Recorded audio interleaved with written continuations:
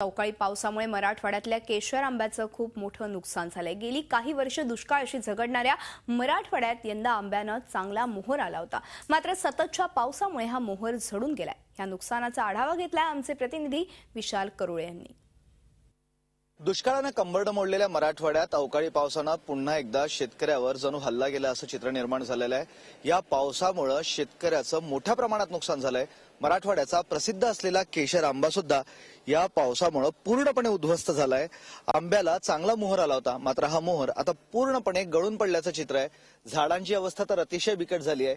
या पद्धतीने हा जो मोहर आलाय, येत्या 2 महिन्यामध्ये याला फळं आली असती आणि यातून शेतकऱ्याला एक चांगलं उत्पन्न मिळालं असतं, मात्र कदाचित निसर्गालाच हे पाहवलं नाही असं आपल्याला म्हणावं लागेल। आणि त्यामुळं संततधार सुरू असलेल्या या पावसानं हा मोहर पूर्णपणे गळून पडलाय। त्यामुळं या आंब्याच्या शेतीचं किंवा या आंब्याच्या बागेचं 100% नुकसान झालं असं आपल्याला म्हणावं लागेल।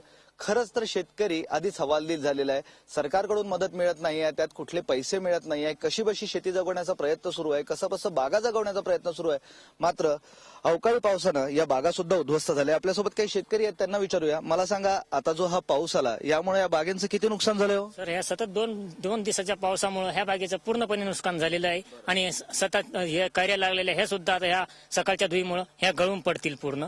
ते काही 100% गेलेले आहेत। म्हणजे यातनं आता काहीच उत्पन्न निघणार नाही किंवा काहीच आंबे येणार नाहीत? नाही, ह्याच्यातून काही सुद्धा येऊ शकत नाही सर। आता हे 2 दिवसात हे पूर्णपणे गळून जाणार।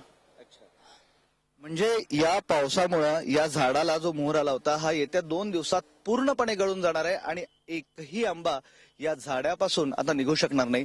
त्यामुळे खऱ्या अर्थानं शेतकऱ्यांचं हे फार मोठं नुकसान झालंय। खरं तर गेल्या 2 वर्षांपासून मराठवाड्यात शेतकऱ्यांचं असंच नुकसान सुरू आहे। 2012 मध्ये सुद्धा मोठ्या प्रमाणात गारपीट झाली होती आणि मोठं नुकसान झालं होतं आणि त्यानंतर आता पुन्हा या अवकाळी पावसानं केलेलं नुकसान।